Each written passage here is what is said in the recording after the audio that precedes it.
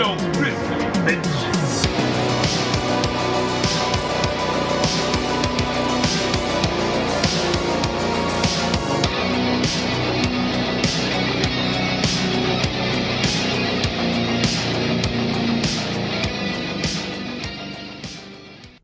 What up, Militia? I'm Mean Joe Grizzly, and while I'm not watching a sloppy return to the status quo of a beloved horror franchise, I'm at the Grizzly Cave, watching a review of movies while, of course, crushing beers. And I am back at the Grizzly Cave to bring y'all my review of the latest entry in the Scream franchise, Scream 7. Scream 7 has a lot of off-screen controversy and a lot of behind-the-scenes drama, but does that prevent it from being a good return to the status quo? Or is it a sloppy beginning to a new era of mediocrity? Let's find out. This is Grizzly Grade Reviews.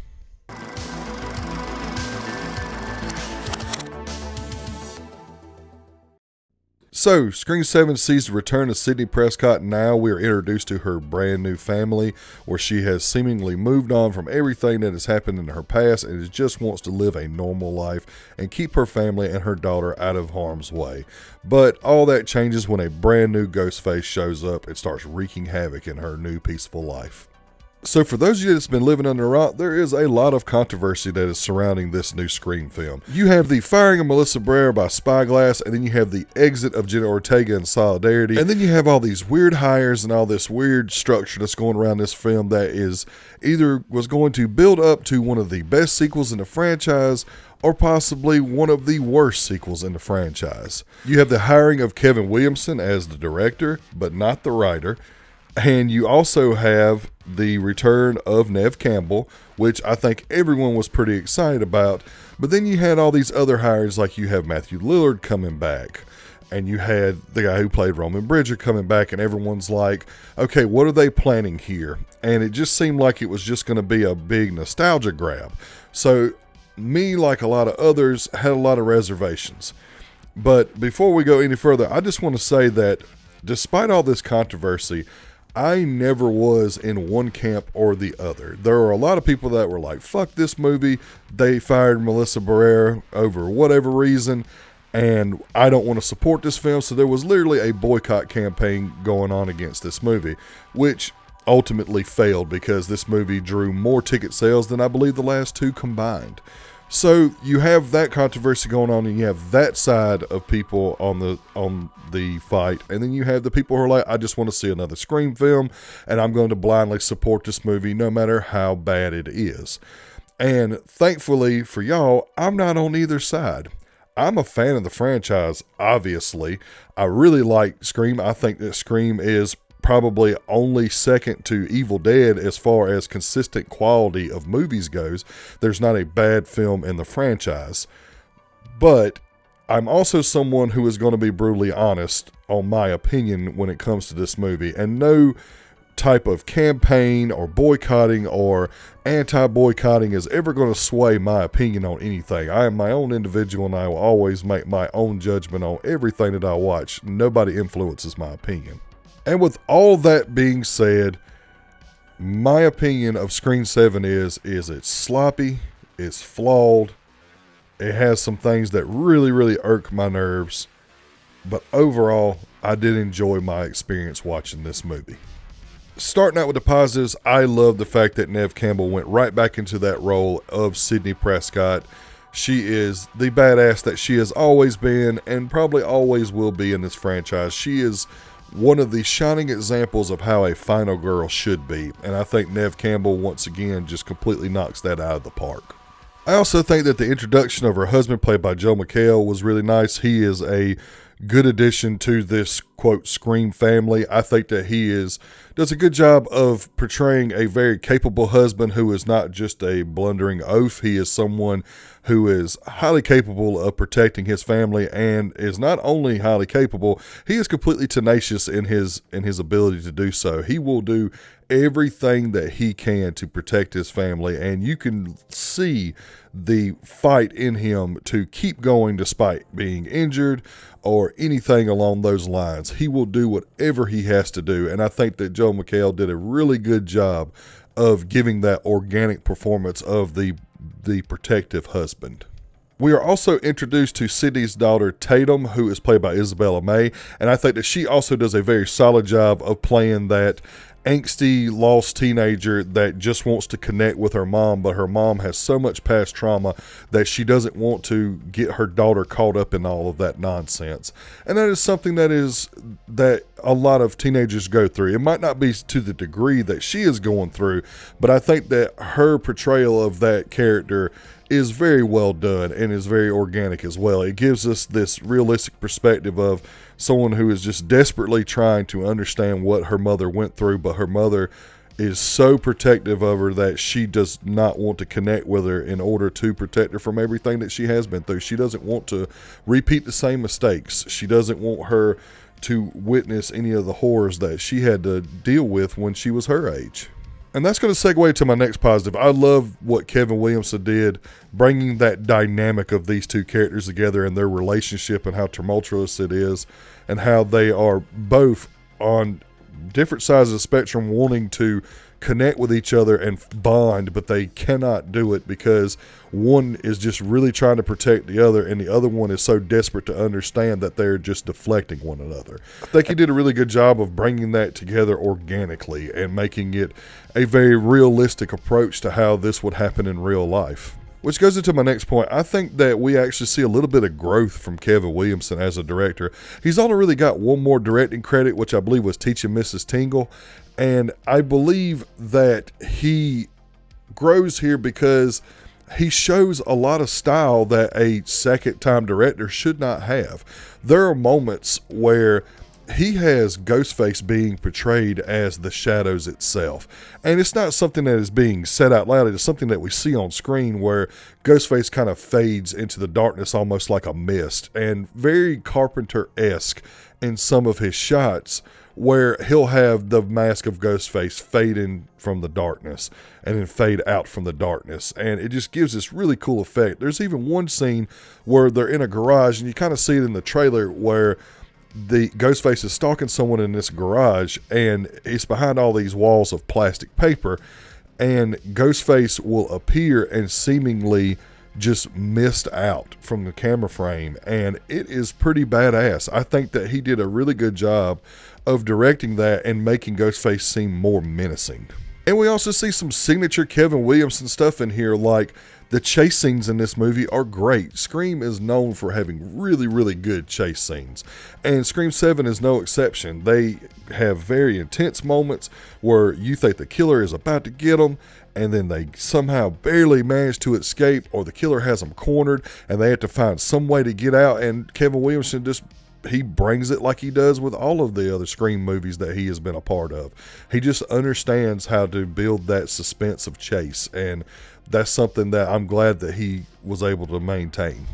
And my final positive is, this is the goriest and most brutal Ghostface we've gotten yet. We have so many good kills in this movie that are borderline over the top. They're not quite at that Terrifier level, as I usually say, but they are a lot closer to that. Normally, Scream, one of my biggest criticisms that I've always had of the franchise is the kills lacked any kind of creativity. And I think that they rectify that in this film. They did a little bit in the last film and in the fifth film, but in this one, they really take it to another level. There's more than just stabby stab, throat slit. It's like, we're going to do something that is very theatrical and over the top. And they don't for me, they never go to a level of ridiculousness. They kind of go up to the edge, but they don't ever cross the line. And that was something that I really enjoyed about this movie, and something that I thought was very refreshing for the franchise. The only thing that I would say that is negative about it, or brings it to the mix section, and again, it could have fell into that section as well, but I feel like it was way more positive than it was mixed, was there is some CGI blood here and some CGI effects, and it's not all completely CGI, and if it is all completely CGI, it's a lot better than I think it is, because I noticed some things that look very visceral and very realistic. So if there is no practical in this and it is all CGI, then it was good enough to fool me. But there's definitely some CGI in this, and I'm always going to champion more practical effects than I am over any kind of digital effects any day. Moving on to the mix section, the return of certain legacy characters or Ghostface from the past, I believe, was handled good and handled bad at the same time. The return of Schumacher and other Ghostface bears is something that I believe made a lot of sense. I think it was a very practical use of what they did with this, and it was something that I believe works. The problem is I don't think that they do enough work of making it more of a mystery. It's not as fleshed out as I wanted it to be. It is something that they sacrificed us having that banter over the phone, like of Roger L. Jackson's Ghostface voice. Like, that is very absent in this movie. It was something that didn't feel right. It didn't really make a lot of sense. We have it in there, but it is very limitedly used, and we instead traded in for other things like live video. And I think it works to an extent, but it takes a little bit of character away from that franchise. That is something that Roger L. Jackson's voice is something that's synonymous with the franchise. We've got to have that. That is the thing that it's the bread and butter of the franchise, that along with its meta commentary. So when that was kind of put on the back burner, and I mean way on the back burner, it was kind of disappointing. But I do think what they did was a good idea, and it was something that was up to date and works for this modern era.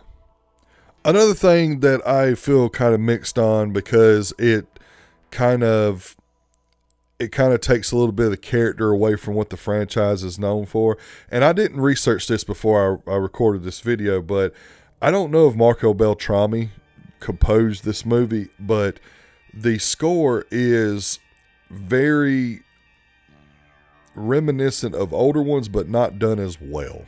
And it doesn't have that consistent, suspenseful drone like the other Scream films have. And maybe it was something that I didn't pay enough attention to it or not, but it just didn't feel like that we were getting a Scream score with this. And I know that might not make any sense to anybody else, but in my opinion, the score is very, very important to a movie.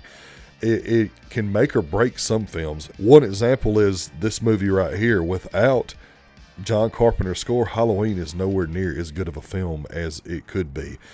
And I think that we kind of feel that a little bit in this. I think that there is stuff that's very reminiscent of some of those Beltrami scores that we get in the rest of the franchise, but it just wasn't as apparent enough. It wasn't as present as I wanted it to be. And again, it wasn't necessarily a letdown, but it was definitely something that I noticed. And moving on to the negatives, starting out, I'm going to try to go in order of severity here. The friends group that we are introduced to, consisting of an actress like McKenna Grace, I feel like they were completely wasted. It's one of those things that we get this kind of often in Scream films, but this might be the most egregious one of all of them. We get introduced to these characters, and almost the moment that we get introduced to them, the most charming one, which is McKenna Grace, she gets killed off very, very quickly in the movie. She has a very ceremonious death, and it's awesome. But at the same time, it's one of those things that I would have liked to have seen those characters get fleshed out more, because they are legitimately cannon fodder. And I understand that that is something that's kind of a staple of the Scream franchise. But at some point, I believe that especially in the last two films, I do believe that the core friend group is something that was kind of elevated a little bit. But in this one, they are all just cattle to be slaughtered. And you're going to have that with all horror films, particularly in the slasher genre, but I really wanted to see some of them characters get fleshed out a little bit more. There wasn't even any time to really have any kind of a mystery as to maybe one of them are Ghostface, because they're all just killed off very quickly and without any kind of character development whatsoever. I do think that, and this is probably looped into all of the problems that I have with this movie, is the writing is just not there like it needs to be. It's not completely incompetent, but it's pretty bad. It's very sloppy. It's very messy. And I'm really scratching my head because I don't understand how you get Kevin Williamson to direct this movie, but you don't get him to write it as well. Makes zero sense to me. I know he did some rewrites, so he did enough of a rewrite to make get a co-writing credit, but at the same time, he needed to do this entire script. And the parts I think that are the best of this script are probably the ones he did. It's just something that is very noticeable because these movies do have a consistent issue with some things, and I'm going to address those here in a little bit. But I think that overall, most of the time, these movies have some smart angles to them. The original film has a lot of smart angles to it, and some of the sequels had that too. But there is a point in this movie where it kind of feels like the story is spinning its wheels, so it makes the runtime really feel like it's droning. Like I was feeling just sitting there waiting on something to happen sometimes. When something does happen, I think it's exciting and it's intense, but overall, I think that the writing is kind of just all over the place. And a lot of the stuff that happens in the writing, just like with a lot of the sequels, but a little bit more egregious here, is very predictable. And it's very cliche, and it falls into some of those horror tropes that in 2026 we should not be exploring anymore. Now, don't get me wrong, the Scream franchise itself is meta commentary on stuff within the horror genre, but we have now gotten to a point where if the writing doesn't get better, Scream is just going to become the movies that it is parodying, or the movies that it is giving that commentary on. I actually saw somebody in a comment thread that said Scream is slowly becoming Stab, the movies that are within the movie. And I'm kind of agreeing with that, to the point that if they don't start doing something better with the writing, Scream is going to be just a more serious version of Scary Movie. And that's something that I never thought that I would say. I've always felt like Scream has always done a really good job of subverting those horror tropes and having this commentary on real life events, but also on stuff that's going on within the genre.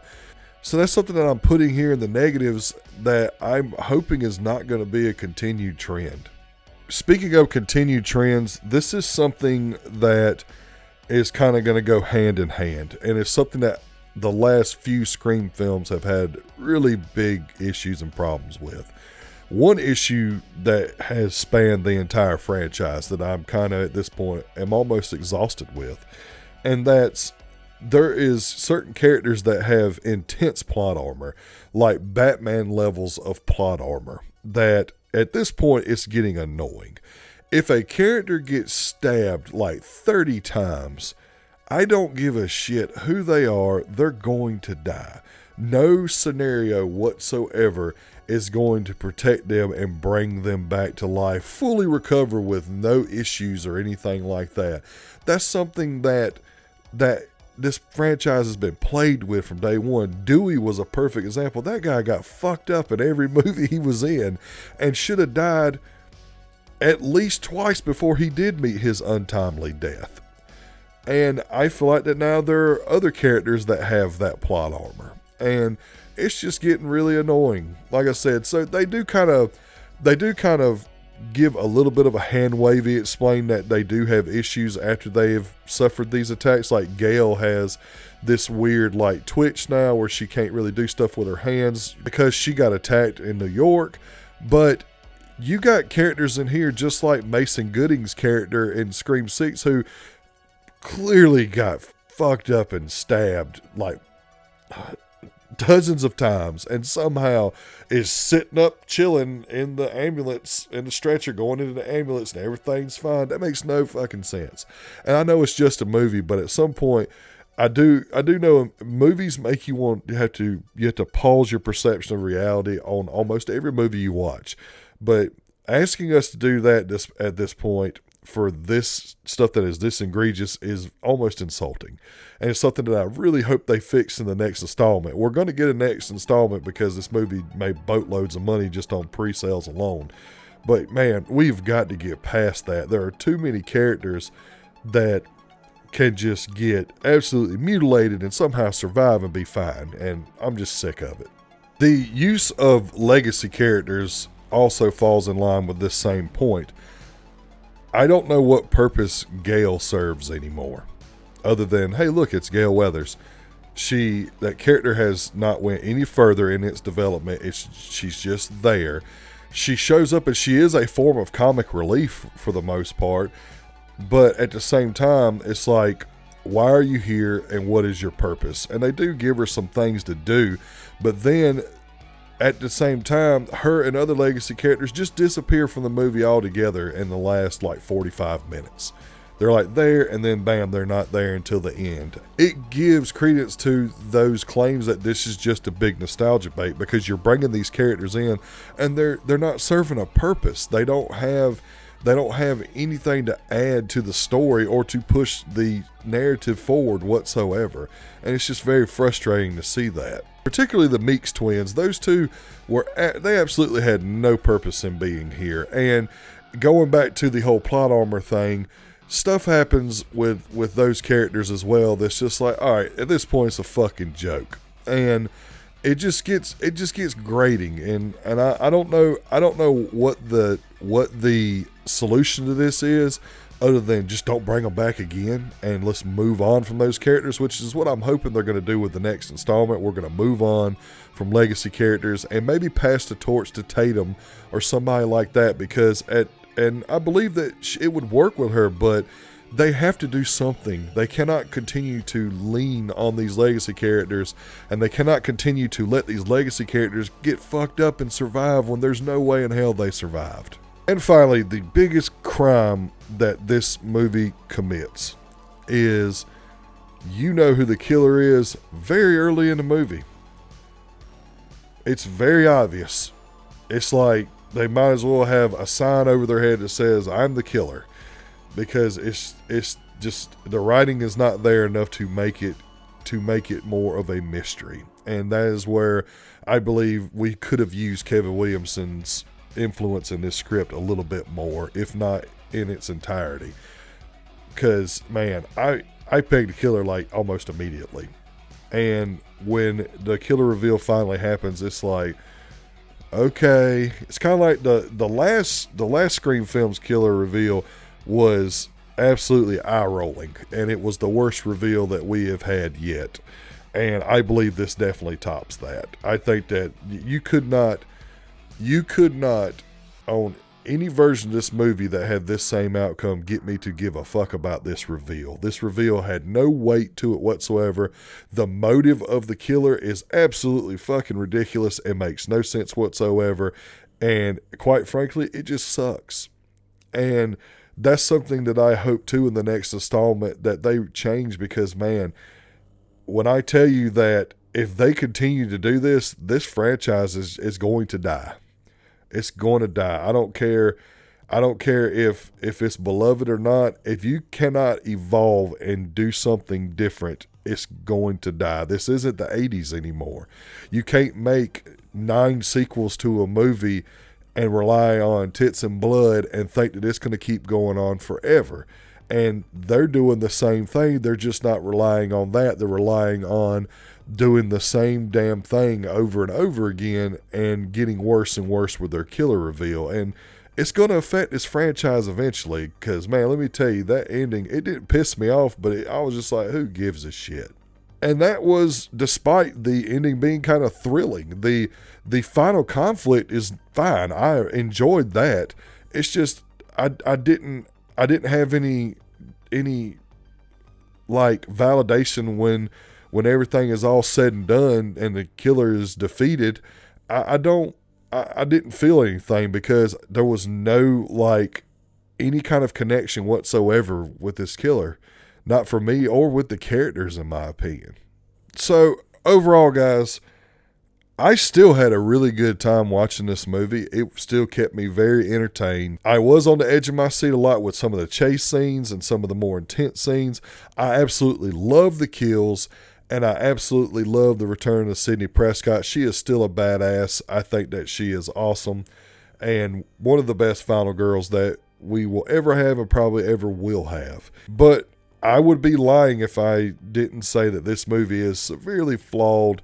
It is very messy and very sloppily done. And I don't want to deter Kevin Williamson from being a director in this franchise again, but if he is going to direct the next film, I need him to write and direct it, because I believe if we got that along with some of the style he showed off in this movie, I think that we could get a solid sequel next time instead of this one, which was very lackluster. I don't think that it is the worst film in the franchise by no means, but I definitely think that it might be the most flawed, and that's saying a lot, because I was a big fan of Scream 5, and I was a big fan of Scream 6 up until the last 20 minutes, and that completely ruined that movie for me, but I still enjoyed it.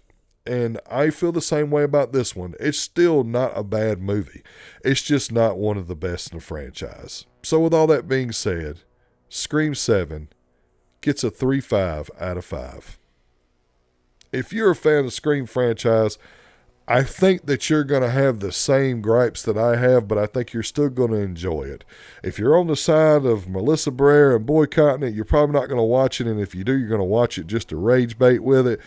And if you're on the side that is like, I'm going to support this no matter what, no matter how many flaws it has, you're probably going to give this a 5 out of 5. I'm not that. I fall somewhere in the middle. I think that it is a decent sequel, just not the best. Well, that's going to do it for this video. Thank you all so much for your continued support. Patient, without y'all, this channel isn't possible. If you like this video, like it. If you like it enough, please head over to the channel, hit the subscribe and bell button so you never miss a video. Also, please follow me on all social media platforms so you can get channel updates, movie news, and all forms of badassery. If you click right here, you'll get my review of Psycho Killer. And if you click right here, you'll get access to all my Grizzly Grade reviews. But until next time, remember, I'm Joe Grizzly, bitch.